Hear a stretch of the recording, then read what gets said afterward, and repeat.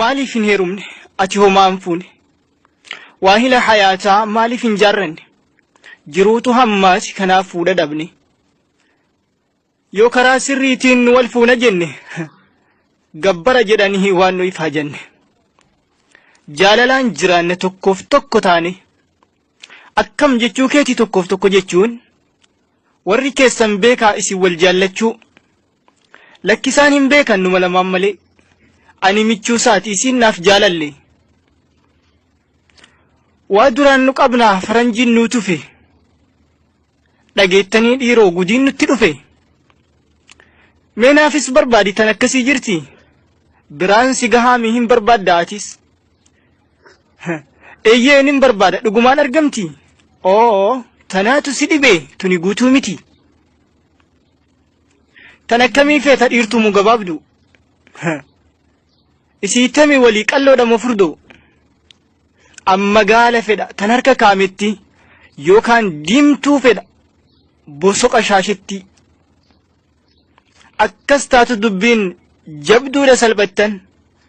warra bifaan baanu warri nikaa malee walitti laaqamtan warri fireendummaan wajjiniin jiraattan qiyaamaa jahiimiin keessatti waddamtan ati hoo tan akkamtan ati jaallattu deebii koo dhagahi inni na gaafattu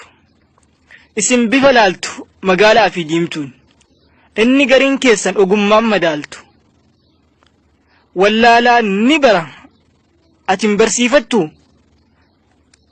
magaalallee taatee gurraattii fi diimtuu biftin jijjiirama guyyaa keessaas taatu ani immoo filannoon kiyya wanni taatuun sodaa rabbii guddaa qofa haa qabaattu tan amaanaa rabbiin eegsise eeggattu tan diinii sii lubbuu siitirra jaallattu tan anaafis akkaan garaa mararfattu jaalallee koo yoomuu si jaalladha jettu tan akhlaaqa gaarii ilmaan naa guddiftu gaafii sirraa qaba dhagahiyaa kiyyaa sa'atiin dhageenye barqaata sittiyyaa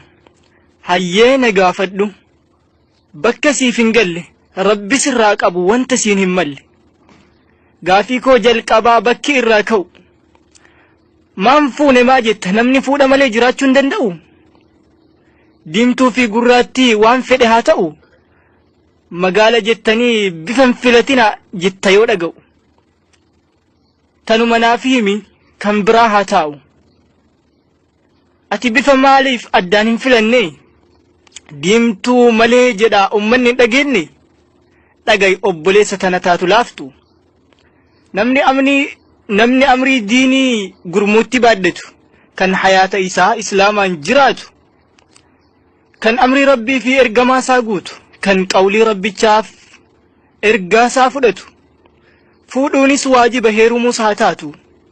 bifaan wal hin caalu abadan eenyumtu kanaaf isii waliin burjaannata dhaaltu haadha khidmaa diinii ilmaan kee barsiiftu filadhu ilaahiin si haa badhaafatu akkan irraanfanne tola rabbii keetii kunuunsa bareechi haadha ilmaan teetii asiin haadha asiin obboleettii teetii wassalaamu alaykum ورحمة الله وبركاته